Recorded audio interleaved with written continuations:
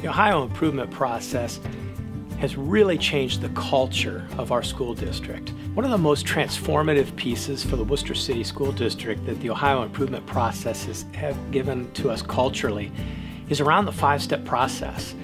The five-step process has enabled us to analyze data so differently and so deeply. It allows us to be so much more efficient with our work in how we improve student learning. In the past, we would often break our students down by our gifted student population, our students with disabilities. Now we look at all of our learners in the 5 quintiles. And how do we program change and growth in all quintiles of our learners? The 5-step process really helps us do that. One of the components of the Ohio improvement process that I so appreciate are the collaborative structures that are built in within the system. Our district leadership team, our building leadership team, and our teacher-based teams allow us to collaboratively process the work together. The collaborative structures built in, especially to the building leadership team and the teacher-based teams, allow us to support our faculty in really some of the most difficult times we've seen in decades. In light of the Ohio Teacher Evaluation System, the protocols, the systems, the initiatives within the teacher-based team allow them to analyze data and close achievement gaps that not only ensure success for our students, we're going to ensure success for our adults as well.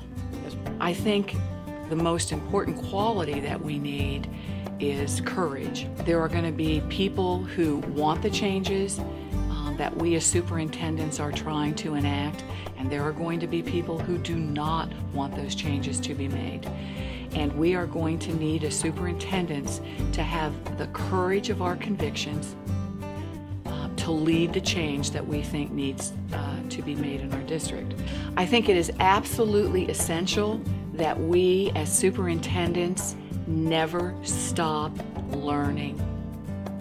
Never stop being passionate about what we believe our children can achieve, and to never, ever lose hope in our teachers, in our administrators, in the people with whom we work.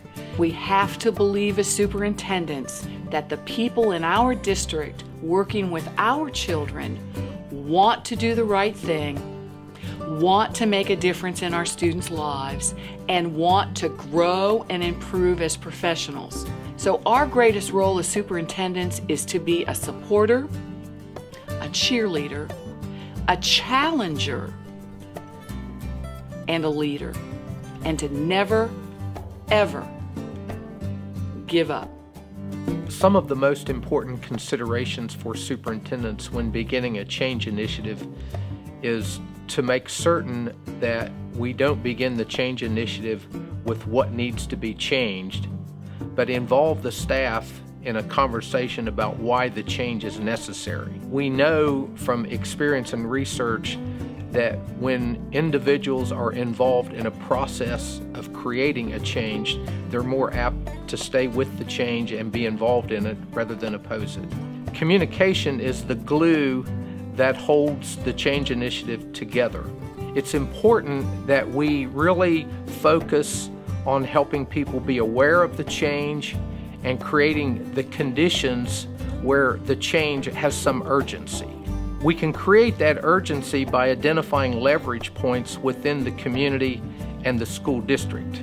And those leverage points are the things that we should talk about on the front end as we engage staff members in a conversation about why this change is important. I learned early on that the power of creating a guiding coalition is really important to a change initiative. When that guiding coalition is put together and it involves key communicators within the school system, both formal communicators and informal communicators, as well as those from the community, that increases the probability of the change initiative being successful tremendously. Another key aspect that will get in the way of a positive change initiative is the failure to create a powerful vision. We do know that people buy in to visions that they help to create.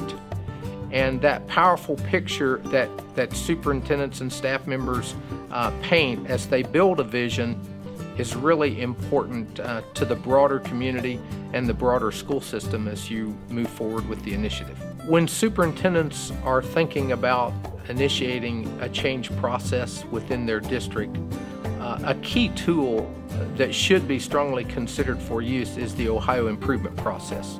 I think the most important considerations when making change in a district is to make it visible and doable. So when we look at some of the resources that OLAC can provide, it helps us stay focused, eliminating some of the external forces and really focusing in on just the most important things that will make a difference in your district. I think what sometimes gets in the way of making meaningful change in districts is not spending enough time on those focused areas. And part of that role in for the superintendent is to make sure that you are focused. How you spend your time as a superintendent, you can't just talk about it. If the DLT is important in your district, then you have to also be there. You can't let scheduling conflicts take you away from that or continually be interrupted. I also think a communication plan has to be in place. I know in Waynesville-Goshen we had communication pods, so there were 3 to 4 or 5 people together in a team. The DLT, when they had a question, could drive that question down into the pods, ask the pod leaders to report back. But also any teacher or any staff member that had a question could also ask a pod leader for an answer, and they had a way of getting that information back. We had to make sure those meetings were regularly scheduled. The minute we didn't do that, then we have communication problems. So it has to be something the superintendent pays a lot of attention to. So some of the ways in which we use the OLAC resources to help our DLT form a more collaborative team and talk about the work productively is really using some of those structures. What OLAC does is provide those resources so that all input is gathered.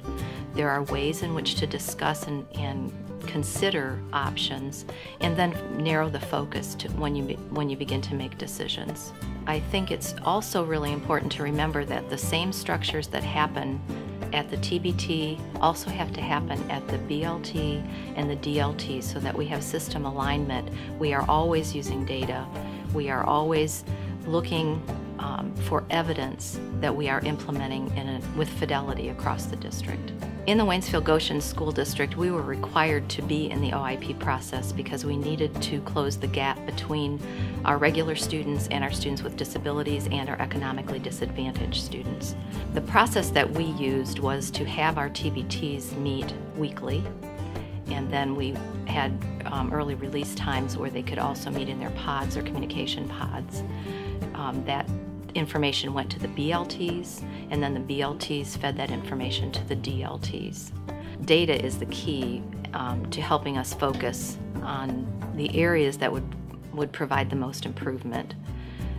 Using the decision framework in step 1 was the basis for that decision making. I think it helped us as we began to form our team to really structure that conversation. It also moved us beyond just looking at data about student achievement, but also looked at discipline, lots of things about leadership, those kinds of areas. I think the value of having a district leadership team is that you get the perspective across the entire district. It forces those high school teachers to look at elementary data. It forces the elementary to look at middle school and high school data and compare what strategies may have been used at one building that could be replicated in another building, so that we were learning across the system. Ohio Leadership Advisory Council tools that have been made available have been utilized in multiple ways. One of the most effective ways has been as a survey tool to kind of get a snapshot of where we are in the process. The other thing that I have found very effective, because the tools have been developed very thoughtfully, as I've worked with my building leadership teams, specifically my principals and curriculum people within the district, I've actually used the OLAC modules as a professional development tool with these individuals. As part of their professional growth plan, we have gone through the OLAC modules together so that I can build capacity within the district and assure that that distributive leadership model that I believe in is able to continue.